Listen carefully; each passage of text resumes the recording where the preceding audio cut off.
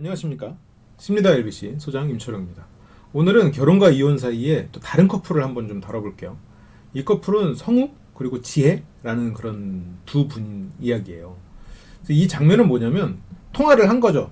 통화를 했는데 이제 갑자기 카드값이 나가서 아내가 남편한테 전화를 한 거예요. 이거 뭐냐? 백몇십만 원짜리 돈이 나가니까.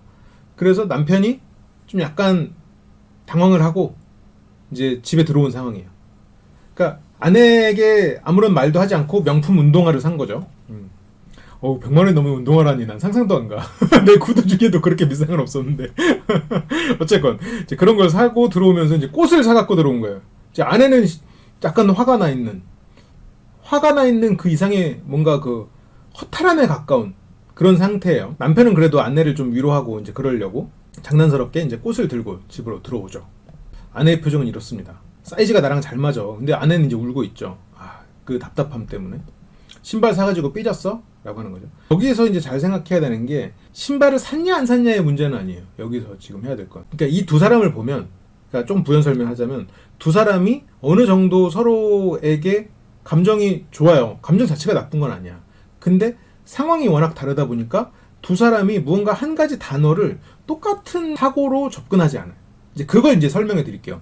여기서는 조금만 부연 설명드리면 저 아내는 경제력이 굉장히 좋습니다. 사업적으로 꽤 성공을 한 사람이고 남편은 이게 좀 아직도 이제 가수를 하고 싶은 그런 공연 무대에 서고 싶은 마음에서 좀 수입이 그 부정기적, 불특정한 시간에 들어오기 때문에 좀 수입이 일정하지가 않은 거죠. 그런 상황입니다. 그러니까 집도 좋고 차도 좋고 한데 남편 입장에서는 내가 이런 집안일만 하는 약간 그렇게 좀 주눅이 들어있는 그런 부분이 있죠.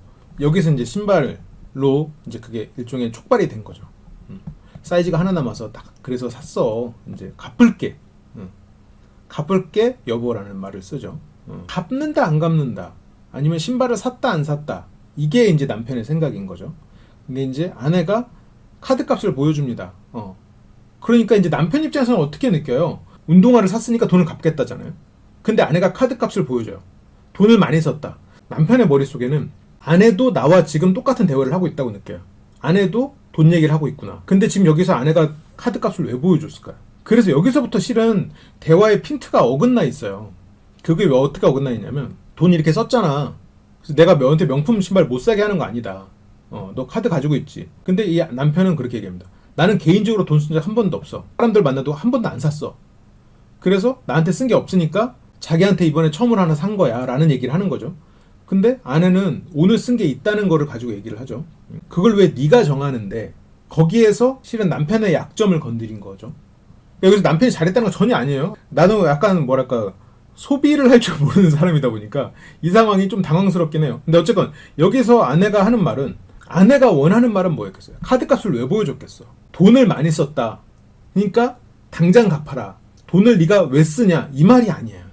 그 말의 의도가 아니라고. 이 아내는 지금 우리의 현실적인 문제가 이렇게 있으니까 이거를 좀 계획적으로 하려고 노력해라. 좀 현실 감각을 가지길 바라는 마음이거든요. 그런 의도야, 실은. 그러니까 이 남편이 조금 더 현실 감각을 가지고 가정을 꾸려나가는데 조금 더 주도적으로 개입해 주길 바라는. 그래서 의사결정을 함께 나눌 수 있는 대상이 돼주길 원하는 거거든요. 근데 지금 한 행동은 이런 현실 감각이 없는 행동이라고 판단을 한 거지. 그래서 현실을 보여주기 위한 의미로 카드를 보여준 거거든요. 근데 남편은 어떻게 받아들였어요? 내가 지금 돈을 쓰고 와가지고 지금 돈 쓴 거 가지고 카드 값을 돈을 얘기하네? 또 나한테 돈 이러는구나. 돈 많이 번다고 나한테 또 돈 그러는구나 가 되는 거예요. 그런데 거기에서 지금 아내가 그걸 왜 네가 정하는데 저 말은 아내 입장에서는 왜 너 혼자 그것을 판단하고 정했어. 최소한 현실 감각을 가지고 나와 같이 의논하고 그렇게 우리가 함께 미래를 대비해야 되는 거잖아 라는 의미로 말한 거거든요. 남편은 저 말을 어떻게 받아들였어요? 너한테 무슨 결정권이 있어로 받아들였어요. 그래서 저 말에 폭발을 해버려요. 그럼 누가 정해? 네가 정해? 실은 아내가 계속 정해왔거든.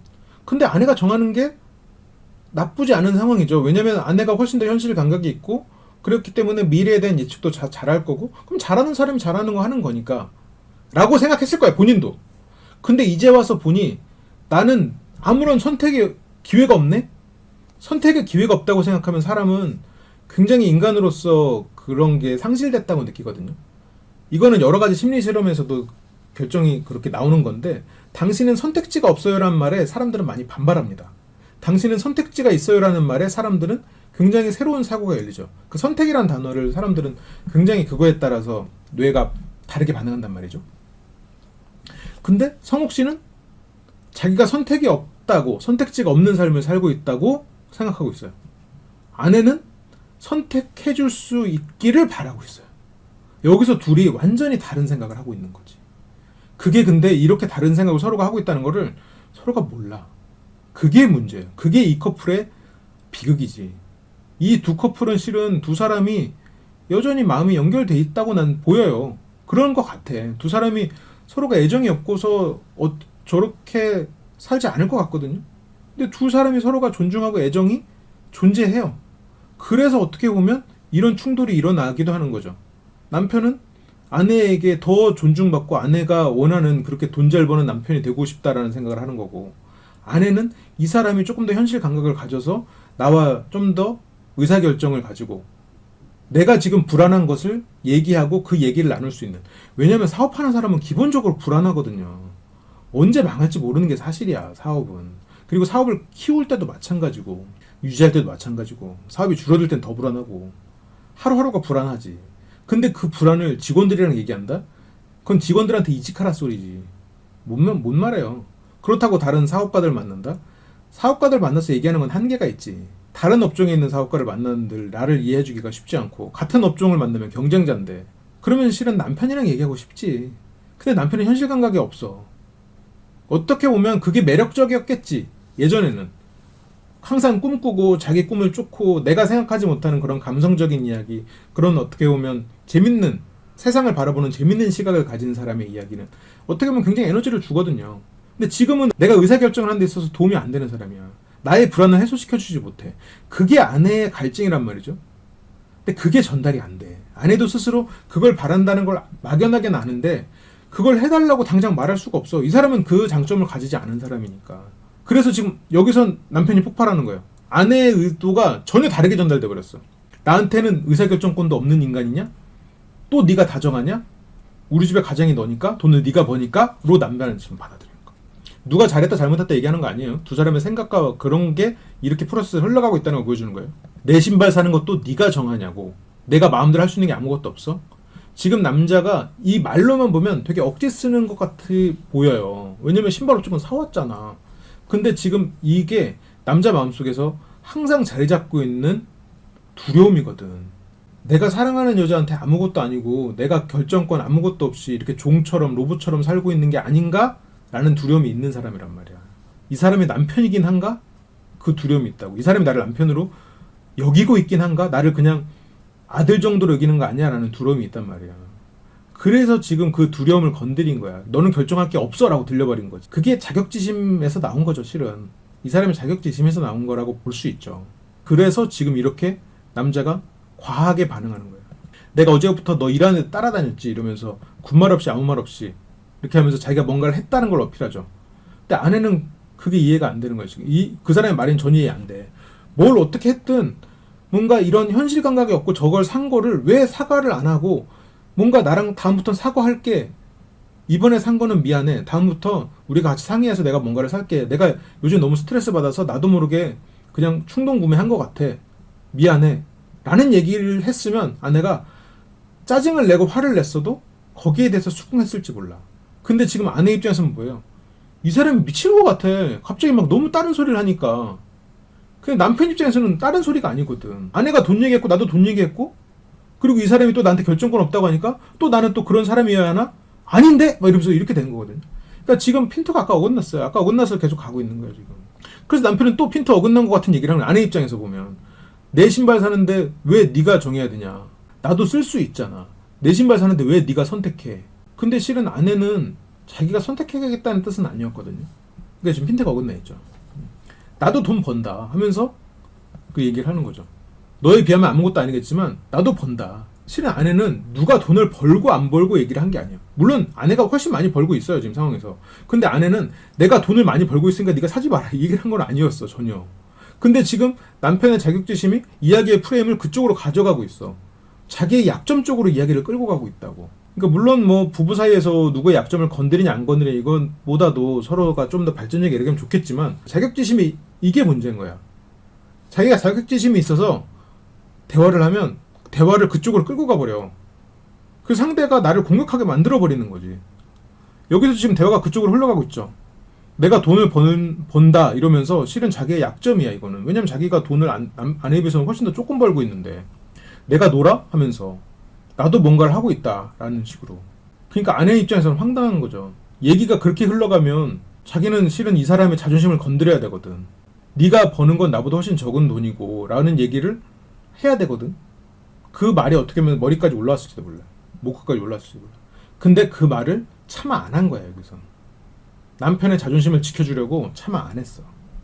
넌 나한테 미안하지도 않아? 라고 실은 돌려서 얘기했어요. 그냥 사과하고 그 부분에 대해서 인정을 하고 좀 현실적인 감각을 좀 키워라는 생각을 하고 있겠지. 그래서 실은 이 말도 공격 같지만 아내의 배려예요.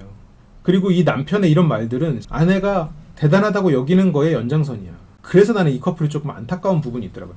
대화의 핀트가 완전히 어긋나 있어.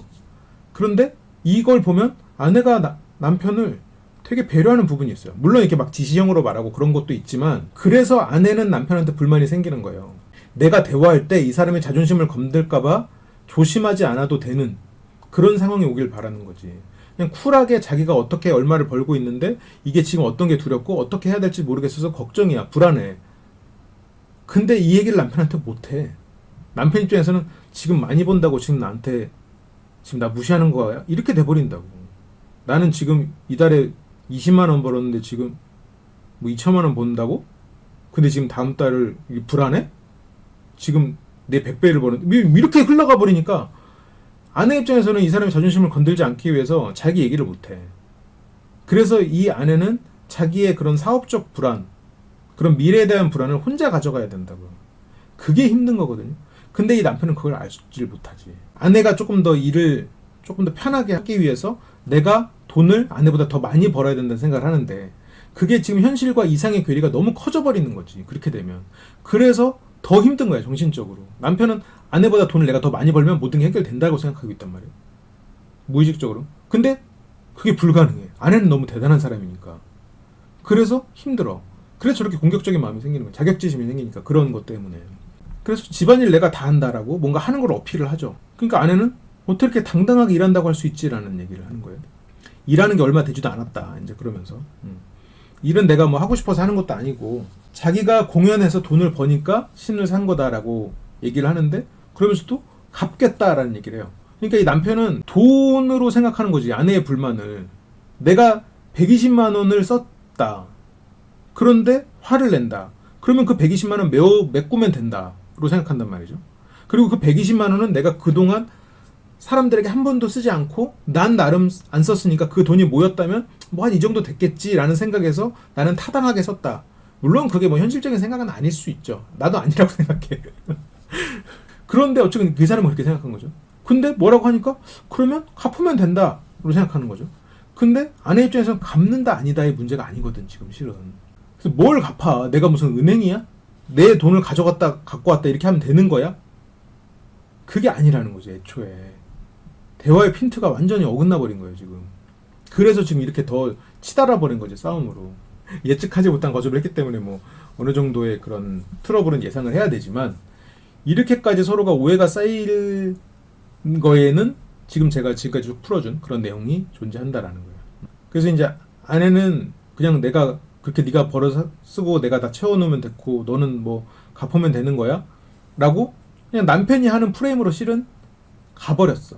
아내가 이렇게 뭔가 사업의 얘기나 이 사람한테 바라는 걸 얘기했다면 얘기의 프레임이 그쪽으로 갔을지 모르는데 이쪽으로 갔어. 근데 이거는 실은 아내의 배려에서부터 출발한 거기도 해요. 왜냐면 너한테 내가 무언가 어떤 현실적인 얘기는 어떻게 해? 라는 말은 차마 못해.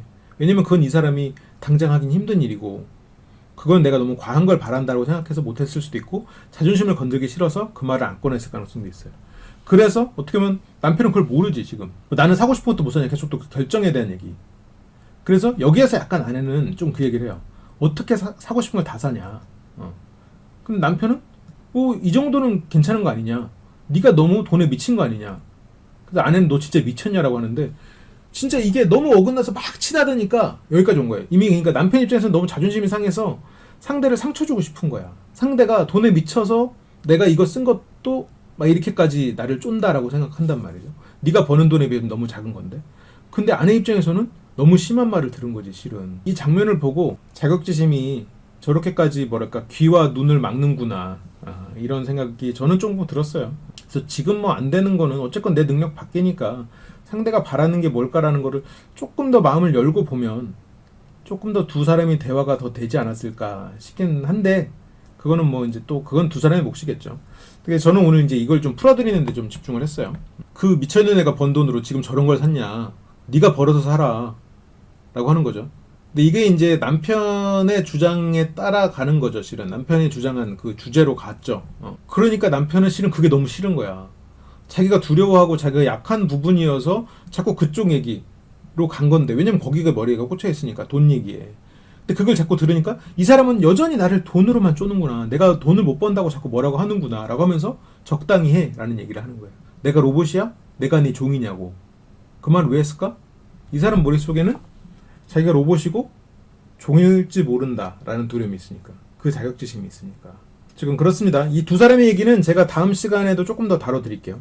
조금 흥미로운 부분들이 조금 남아있거든요. 여전히 그 대화나 심리에 있어서 서로가 바라는 거, 그리고 상대에 대한 이해가 조금 차이가 있는 부분들이 여전히 남아있어서 제가 다음 시간에 추가적인 이야기를 드리도록 하겠습니다. 그럼 오늘도 시청해주셔서 감사하고 다음 시간에 또 더 재밌게 돌아올게요. 감사합니다.